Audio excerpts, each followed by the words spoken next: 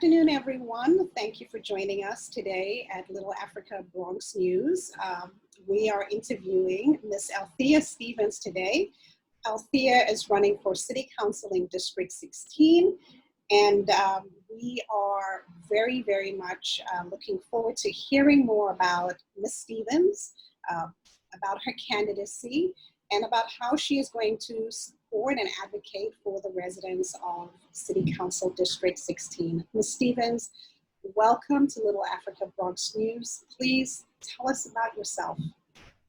Thank you so much for having me. And I just want to say, I think that it's amazing what you're doing with Little Africa and having media outlets for people of color and the African diasporas, I think is very important. So one, thank you for having me. And two, I think having candidates on to talk about their candidacy is really important because especially with local elections, we often don't get as much coverage as like the citywide election and federal elections. But I think that it's important that we're able to have space and conversation so people can actually know our platforms and what we're running on. So thank you for having your Meet the Candidate segment. I think that it's super dope.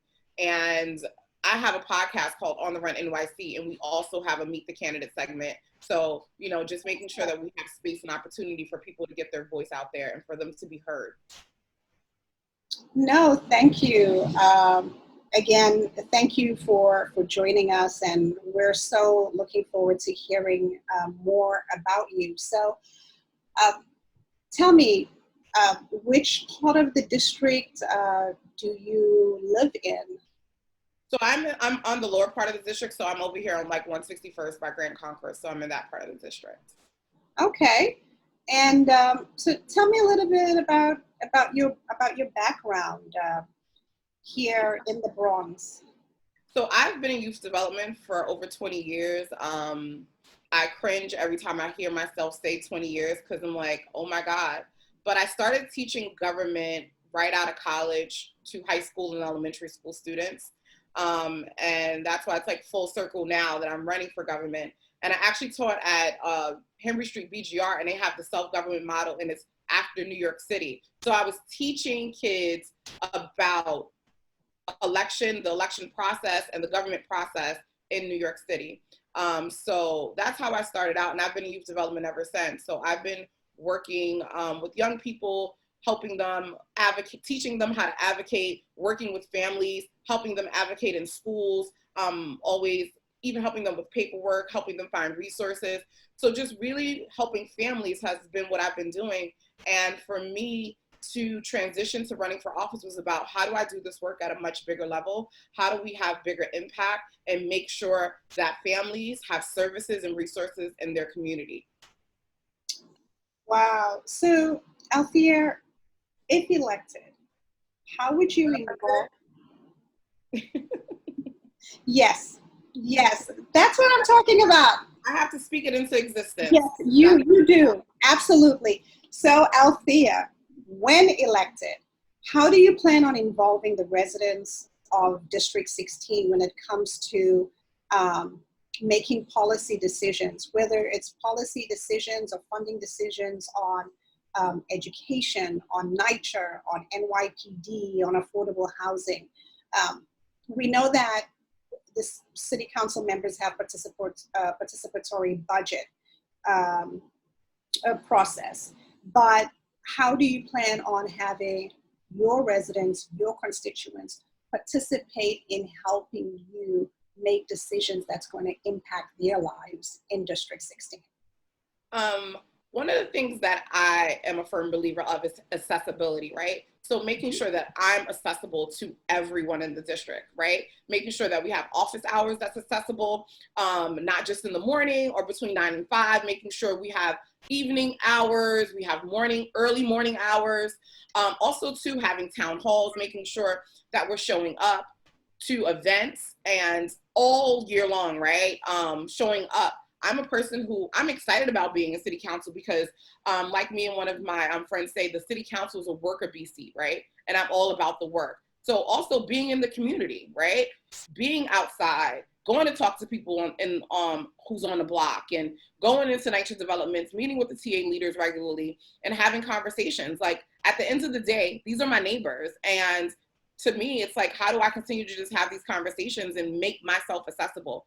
I tell my young people all the time, electeds work for you. So for me, that is already my mindset, that I'm working for you. Like, you are my boss. So I am accountable to you. So for me, that looks like showing up when I'm supposed to show up, being where I'm supposed to be, and making sure that I'm having town halls so people can have the space and opportunities to express their needs, express their concerns, and having them a part of the process of whatever we're doing. Wow, no, so you really going to be a council member that's on the ground, in the community, engaging your constituents on an everyday basis. To me, that's the best part of the job. Like, I mean, for me, like, talking to new people, hearing their concerns, you know, being able to help people. And that's what this is all about. Like I said, I started out running to run because I wanted to do what I did at a much bigger level. Like I said, I've been working with families, working with young people. And for me, it's like, how do you just continue this work? Working with the seniors, having these conversations, setting up shop at different senior centers, having coffee. Well, I know that's post-corona, and I know, like, that's like a dream, right? I can't wait till we can, like, go outside again. But, you know, having those times where we can really get to know each other and really hear their concerns. Because I know sometimes for a lot of people, electeds, they are uncomfortable or they're scared or intimidated. And so for me, it's about making sure that I'm breaking that down so that they know that I'm accessible and I'm just a person that works for them and will work for them. Wow. No, I'm sure our viewers will be happy to hear those words, and to hear that you will be there for them when they need you, and you will be in the community. You mentioned NYCHA. You mentioned you go to tenant meetings. So I want to just talk about NYCHA and talk about affordable housing. So we'll first start with NYCHA, because NYCHA is a serious issue. Right now with NYCHA, as you know, going to the tenant meetings, NYCHA tenants are suffering. Their apartments are dilapidated. It takes forever to get a repair done. It takes forever to get it renovated. We have NYCHA complexes where in the winter there's no heat, there's no hot water, and this has been something that's been ongoing. This is not something that's just happened a year ago, 5 years ago, 10 years ago. This has been an ongoing issue. It's been an ongoing issue. So when you are a city council member, what are you going to do to help and support the residents of NYCHA? What are you going to do differently than what current members have done or tried to do? So I can actually talk about some of the stuff that I'm doing now and currently have done in the past with NYCHA, right?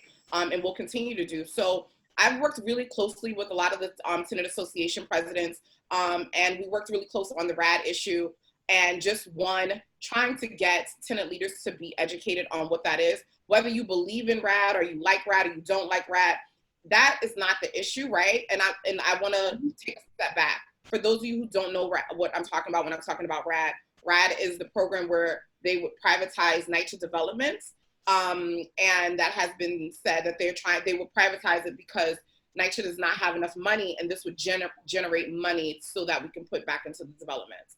So I was doing a lot of work with NYCHA residents across the city, really trying to unite them to get them on all on the same page. And I was doing this work with LDF, the Legal Defense Fund. And we were really working with the tenant associations to really help them understand it and not necessarily say they like or dislike, but get the information, because there was such a lack of information that was being given to them. And I had a real issue with everyone saying that NYCHA was great. I mean, that RAD was going to be great, but we had no real data or information about it. And you really can't talk about NYCHA from the standpoints of Minneapolis or Chicago or wherever, because NYCHA in New York is very different than NYCHAs across the country. So for us, it was like, we need to pause and slow this down so that the residents can get the adequate information so that they can make educated decisions and not just be told what they should be doing. So at that time, we were actually talking to some of the city council members, giving them the information, educating the resident leaders. We even spoke with some folks in some other states who had gone RAD and was getting their take and information on it. So we were doing a lot of this work, and then obviously COVID happened. So a lot of that work had been put on pause. But for me, it's really about NYCHA is so powerful. And I don't think they realize how powerful they are, right? The tenant leaders have just the same amount of power as a property manager in their development, right? Like and they get their power from the federal government, right? From their regs, they have the power. And so for me, it's like, how do we educate our resident leaders to understand their power and to start using their power? We know that NYCHA has been dilapidating because of the disinvestment in it, right? So when you look at the federal government, they were giving them money and then they stopped giving them money. Then the state stopped giving them money and now it falls on the city. And that just doesn't make sense to me. So for me, it's about how do we really bring all of New York City resident leaders and NYCHA residents together to really harness their power.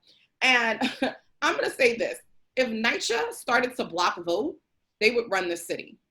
Like, that's how powerful they are. So my job as an elected, and when I am elected, is to help them understand that power and harness it. Like, we cannot allow people to just come talk to resident leaders when it's time to vote. They need to be there the whole time. So the pandering has to stop. So for me, it's about educating them and residents and helping them build a pipeline, because that's the other thing. A lot of resident leaders, they have a lot of institutional knowledge. And for me, how do you have the next pipeline of resident leaders coming up? What does that look like? How are we educating them? How we have academies so that when they're done, we have people in successions who know what's going on and have some of that institutional knowledge, because we have some really smart and dynamic resident leaders.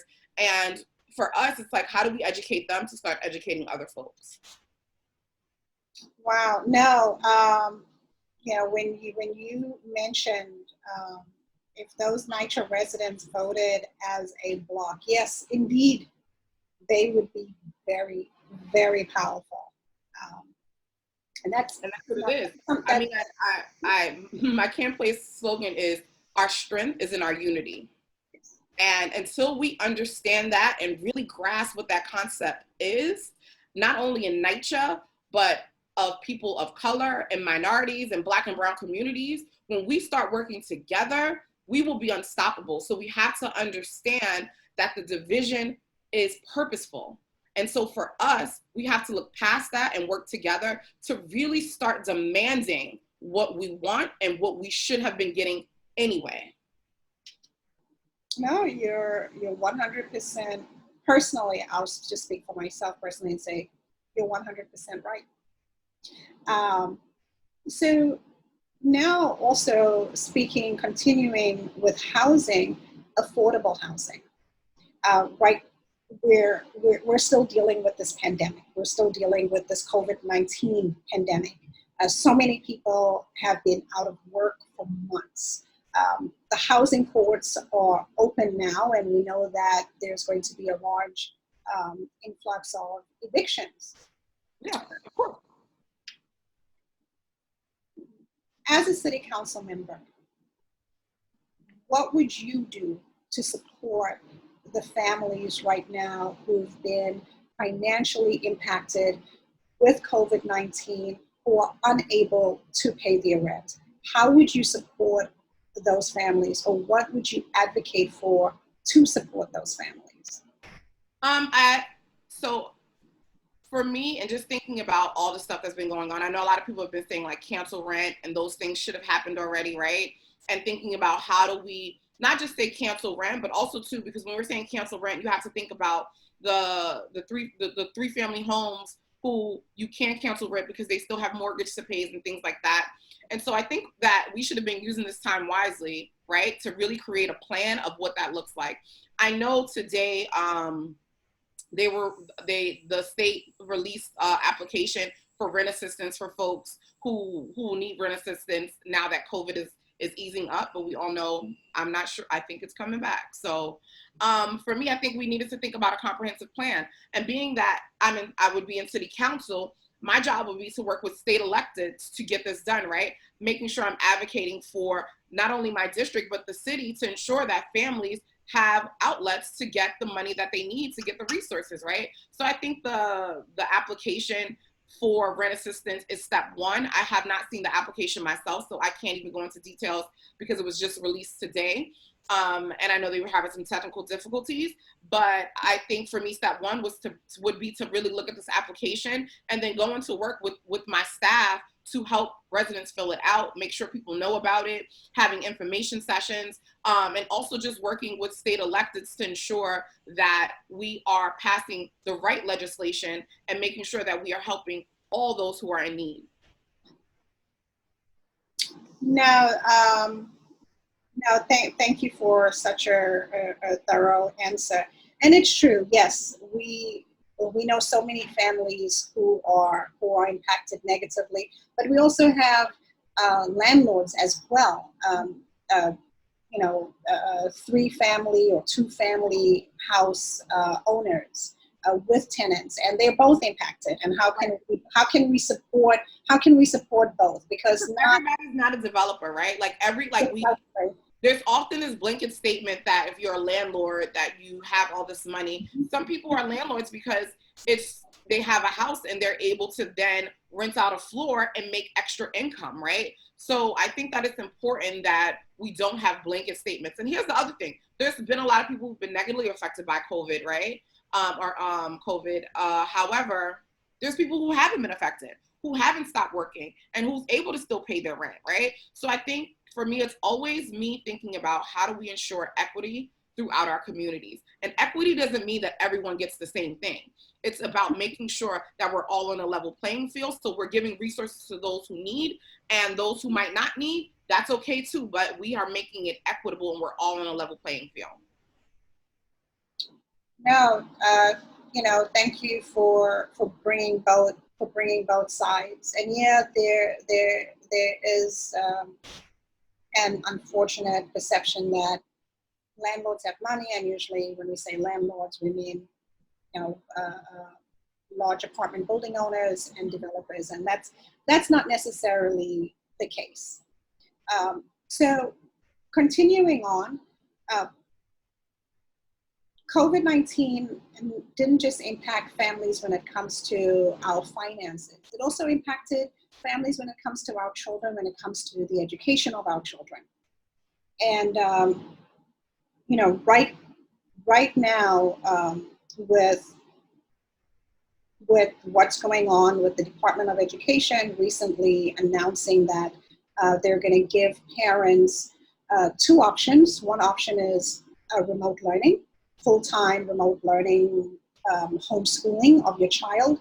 And for those who choose to send their children to school, they'll be in school 1 day, maybe up to 3 days a week.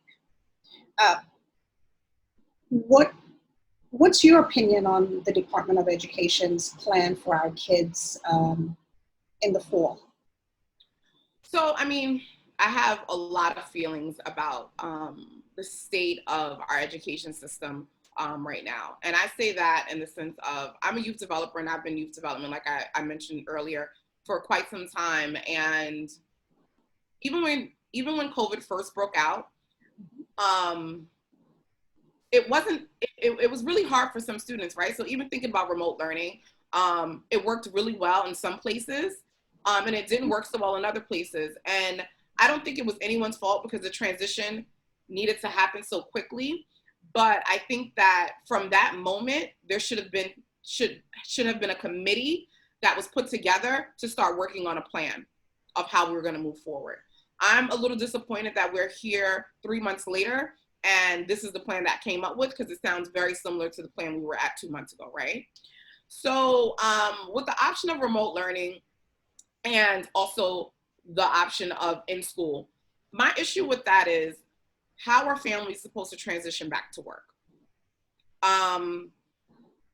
If we're saying that, this is part, and I don't believe that educators are babysitters. I'm not a firm believer of that.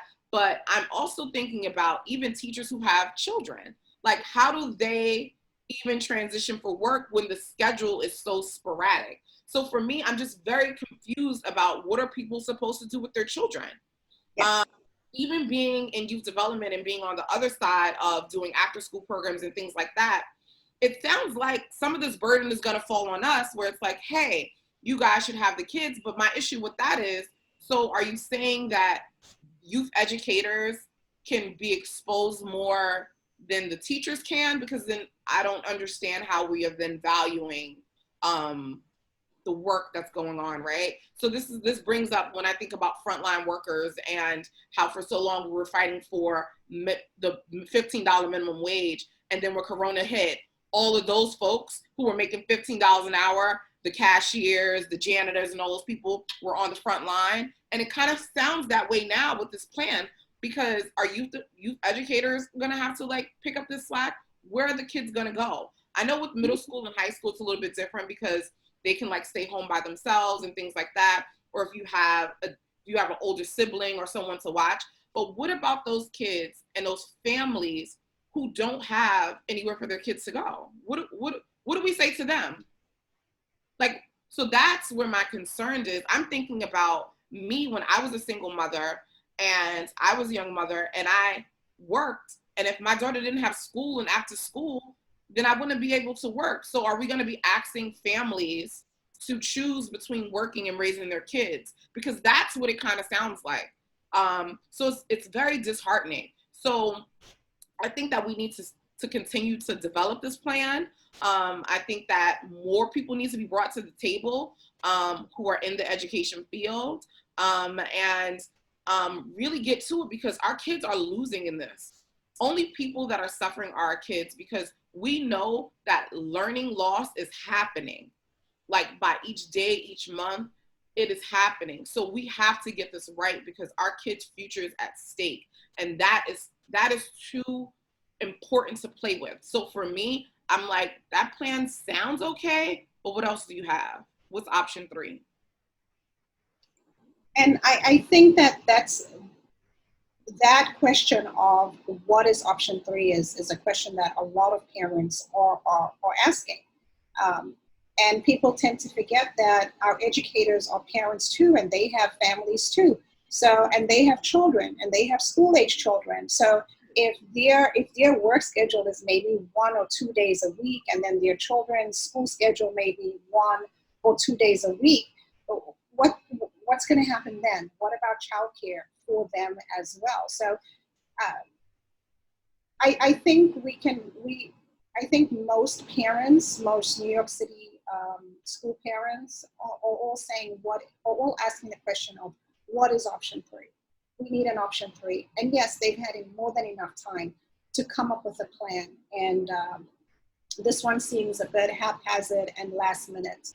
Yes. And now they're pushing parents to respond within the next couple of weeks on whether or not homeschool our children.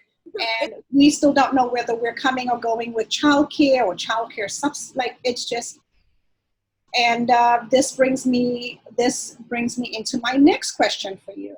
Even without COVID-19, without the COVID-19 pandemic, when it comes to the Department of Education, and as a city council member who will vote on the budget, the Department of Education has the largest, has the biggest budget from the city, over $30 billion. And being somebody involved with the youth for so many years, and looking at District 16, I'm sure you've looked at the District 16 proficiency rates when it comes to reading and math, when it comes to the literacy of the students in the district with reading and math. Not just over the last year, the last 5 years, the last 10 years, but I would say it's been pretty much consistent that there have been low proficiency rates when it comes to English and math in the district. With DOE's $30 billion budget, how would you seek to hold the DOE accountable for the educational outcomes of the students in your districts and throughout New York City?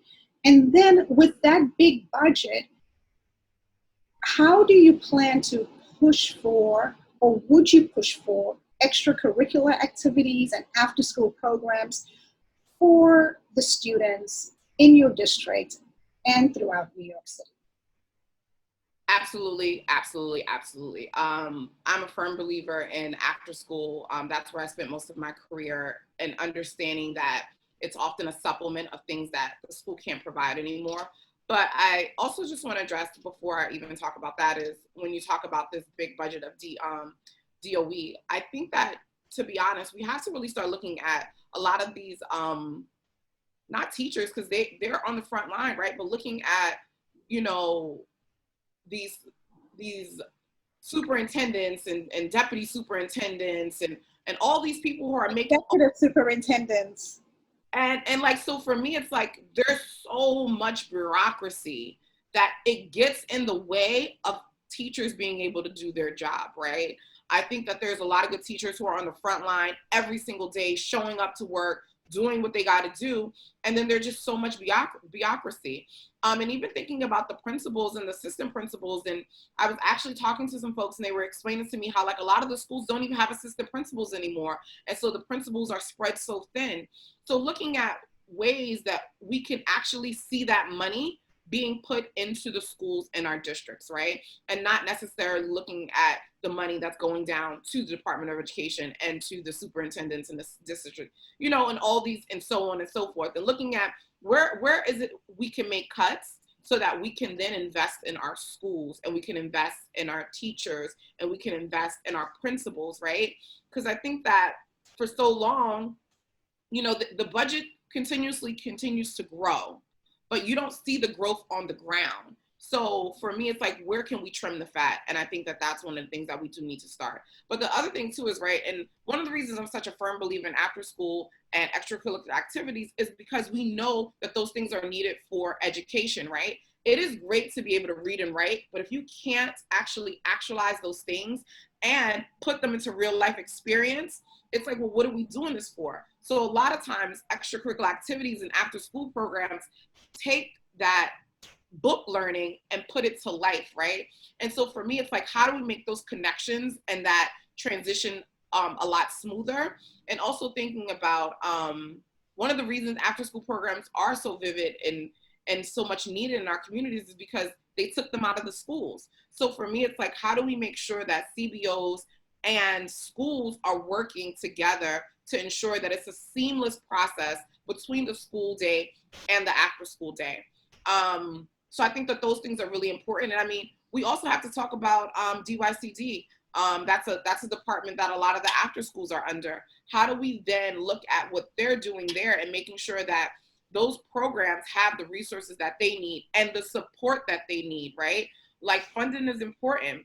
Since, you know, when the first mayor's budget came out, the executive budget came out, and he pretty much axed all summer programs for young people, that was a strong message. That was a very strong message. And for me, it was one of those things, was like, you don't find young people valuable, because that's what that told me. There's no way for you to think that young people should be in the house for 3 months in quarantine and that they would come out and they don't need anything to do.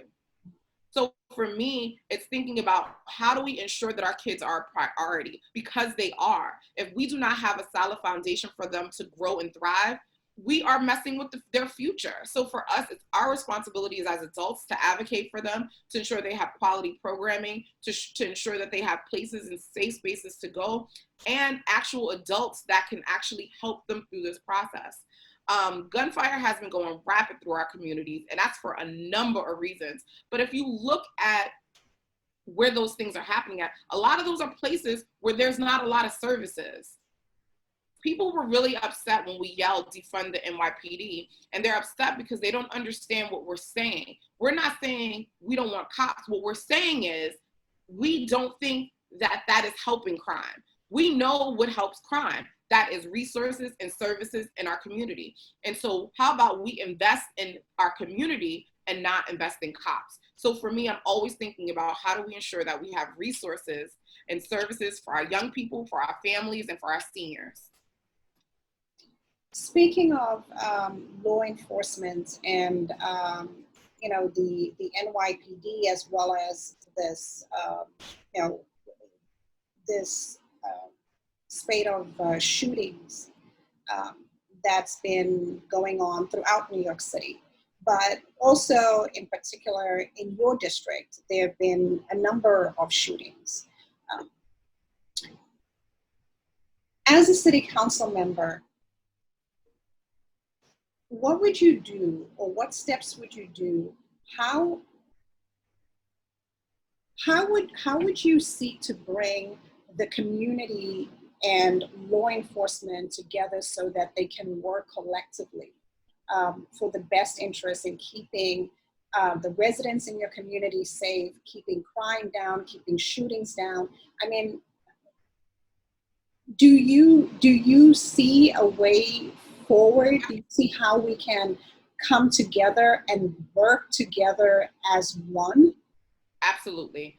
Um, Interesting enough, right?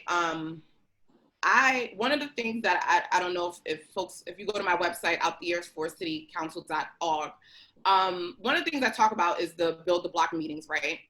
Build the Block meetings is about community policing, and the police department comes into communities and they have these meetings. One of the things I do believe is that needs to actually be taken over by residents. We have to take back our communities and learn how to police and support each other. And we need to be doing this in conjunction with the police, but we also have to take some responsibility in this work. So to be honest, I think that one of the things that I am going to push when I'm in city council is these Build a Block meetings and community policing. Community policing does not just mean officers. We need to go back to the foundation of having block captains, and we having conversations on our blocks and coming together to talk about the things that's happening. Another thing that I'm also a big component of is these cure violence sites. It is important that we have people who are in the community, from the community, really policing and helping to solve these ceasefires. And cure violence is often staffed by former gang members, current gang members, people who were informally incarcerated. And who better than anyone else to go out there and tell other young people of color, Black, brown, whoever, that this is not okay, because they know the end result. So I'm a big component of cure violence sites and incredible messengers, because that is what's going to stop these shootings. That's what's going to happen. I actually, so interesting, I was talking to one of my brothers from SOS, James Reddick, and we're actually going to be working on some things, because it is true. It's things have to change. And to be honest, it's really going to be block by block. You know, one of the other things that I am using my platform to talk about is we often want instant gratification, right? We are in the age of social media and Google, and so we are used to having things right now. I came in the age when we had to look up everything in the encyclopedia, using microfiche. So I understand that sometimes it takes time to get things done. And for me, it's going to take time for us to get this done, but we have to start somewhere, and understanding that it's not going to change overnight. It is about the long game, and how do we have a plan for the long game. So like I said, it's really about us taking it block by block, building by building, person by person, because that's what it's about. And that's what community policing looks like. No, thank you. That's a very comprehensive plan, and you're right. Community policing is the way to go. Yeah, and I mean, even thinking about when you talk about community policing, one of my fights with one of my the COs at one of the precincts I have, we always talk about the NCOs and how great they are, right? And they are. A lot of the NCOs are great. They're in the community. They're talking to people. They know people. And so I'm like, yo, they're so great. Why aren't all the cops like that? And they're like, well, they get special training. And I said, well, all the cops get trained that way, right? It makes no sense to me that we have a special group of police officers who are NCOs and doing this community work, and not having that be the model for the police department. Like, we should have officers learning the community, getting to know the residents, getting to know each other, because to be honest, I know for a fact, I have a lot of friends who are in law enforcement. At the end of the night, they just want to go home. And just like every Black and brown mother just wants their child to come home at the end of the night. So we all are in this together, and we have to start working together. So for me, it's like, what does community policing look like? It looks like you knowing your community, understanding your community, because let's be clear, it's a lot harder for you to shoot and kill someone you know than it is for you to shoot and kill a stranger. No, that's true. That is definitely true. I just have two final questions for you. District 16, your district, one has a large immigrant community, one of the largest, fastest growing immigrant communities. When it comes to the Africans, you have a large West African immigrant community, and actually you have the most Africans in the Bronx than anywhere else in the US. And then when it comes to the Bronx itself, the majority of Africans are concentrated in District 16. In addition to that, you also have a large growing Dominican population as well.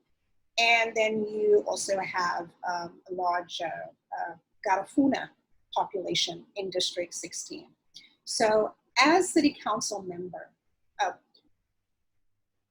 what steps would you take? What would you do to help support your growing immigrant population in District 16? So my grandmother, she migrated to this country a couple years ago from Tatola, which is in the Virgin Islands, the British Virgin Islands.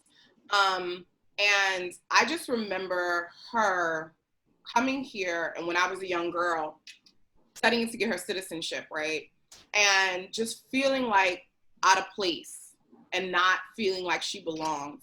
And so for me, understanding that and making sure that everyone knows that they are represented, right? Like, everyone is represented by me. I don't get to pick and choose who my constituents are. They get to pick and choose who we are, right? But I don't get to pick and choose who my constituents are. So for me, it's about making sure that we have things that's accessible to them. Language access is really, really important to me, because although my grandmother, she speak English, right? Because she comes from the British Virgin Islands.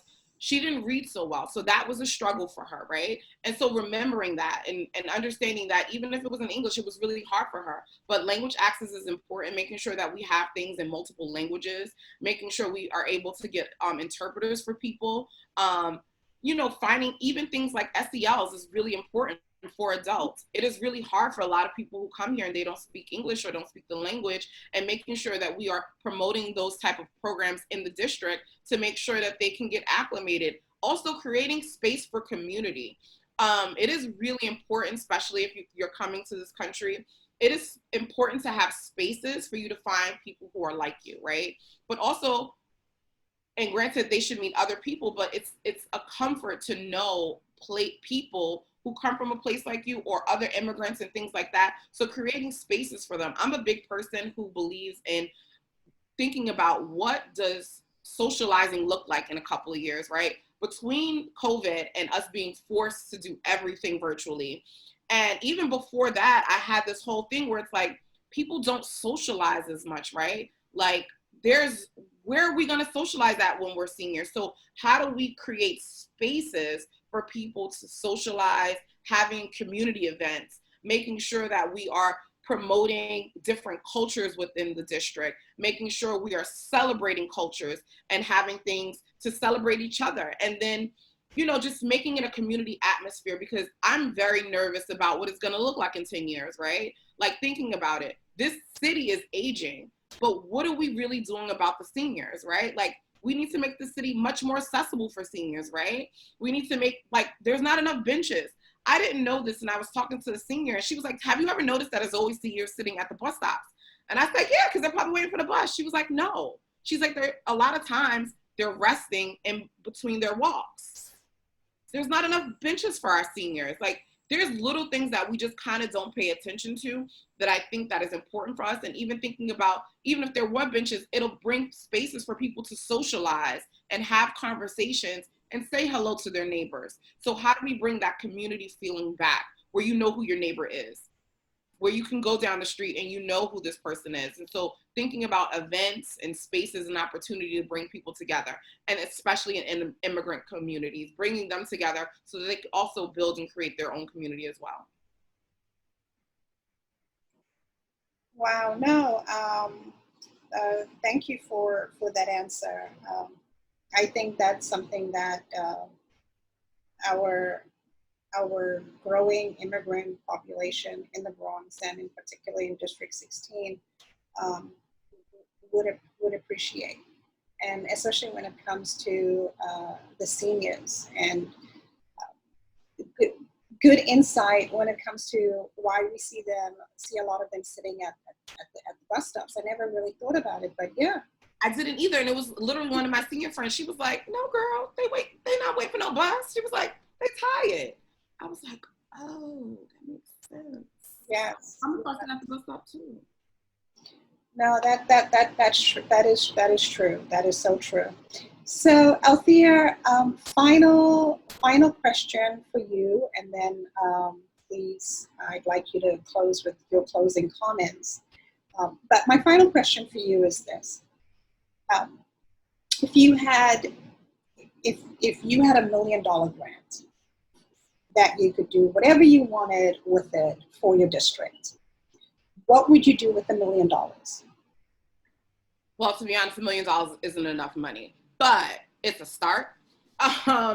Because really thinking about in the district, one of the things when I was talking to a lot of people was just talking about community centers and having space for young people, but really, you know, an up-to-date space. And so looking at how do we pump services into the community for young people to build community and all the things that I've actually talked about throughout this interview, right? So how do we create programs and use that $1 million to create programs? We use that $1 million to create community and community events. And also, you know, looking at ways to engage and support the immigrant population. So really be about investing in the community and providing those services that I talked about that we need, that deters crime and that deters these shootings that's happening. So using that money to really have services in the community for everyone and accessible to everyone. And I mean all parts of the district, right? And making, like, we're looking at the district and saying, like, what part needs the most services, targeting them, and then branching out from there. Wow. Okay. Somehow I was not surprised by your answer. I told you $1 million wasn't enough. So that means I gotta go advocate for more. Yes, that's exactly what it means. That is exactly what it means. So, Althea, what do you want to leave the voters of City Council District 16 with? What are your closing remarks to your future constituents? So for me, and thinking about why I'm running, I'm just a girl who grew up in the hood, right? I had my daughter when I was 16 years old. I am everything that people tell you you can't be at this moment, right? And defying all odds, I am here. I am being heard, and I'm standing in my purpose. And so for me, using that, my story to help support and uplift other people.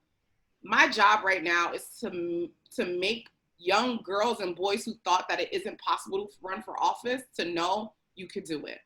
I've had so many young people be like, wait, so what do you need to do? I said, make the decision. And for me, I made the decision so that I can empower the next generation of leaders. I am so happy how these young people have taken the Black Lives Matter movement and they've been out here marching and having their voices be heard, but I need them to keep going. My job is to help those young people get across the finish line. And for me to help them get across that finish line is me being in city council in 2021 so that we can make the decisions and changes that we need for our community. Anybody who knows me will tell you I'm an advocate and I will fight for what I believe in. And I believe in our community. I believe in our young people. And I believe that we can make change. I keep telling everyone, our strength is in our unity. And when we are unified, we will be unstoppable. And so I have so many purposes around making sure that I'm bringing the next generation of young people to be part of government and be in government, in addition to unifying our communities. Well, thank you for those closing remarks. And you know, the part that resonated with me is when the young person asks you, what do you have to do? And your answer is make the decision. So Althea, I want to say to you, just as I'll say to all candidates running for city council, any candidate running for public office, is that, you know, I applaud you because you made that courageous decision to support your community and stand up and fight for your community and take it to another level where you can help so many more people. And I just want to say thank you for putting yourself out there and making the decision. You truly are indeed a role model to our young people. Um, Again, I want to thank our viewers, Little Africa Bronx News. Thank you for joining us today with the awesome and fabulous Althea Stevens, who's running for City Council in District 16. The Meet the Candidate video interview series that we've launched will be interviewing candidates running for City Council throughout the Bronx. We'll be interviewing all candidates. And we will also be interviewing candidates for mayor, comptroller, and public advocate. So again, thank you so very much for joining us, Miss Althea Stevens. Thank you for joining us. Thank you for For having me. I really appreciate you. Thank you on behalf of the youth, speaking as a mother. Thank you for everything that you're doing for our youth, and we wish you the best. We'll be watching your campaign. We'll be watching this race. It's going to be a hotly contested race. And, you know, one thing we know is we have some people who are very passionate about the community like you. And again, thank you for taking this courageous decision, and thank you for your service. Thank you. Thank you.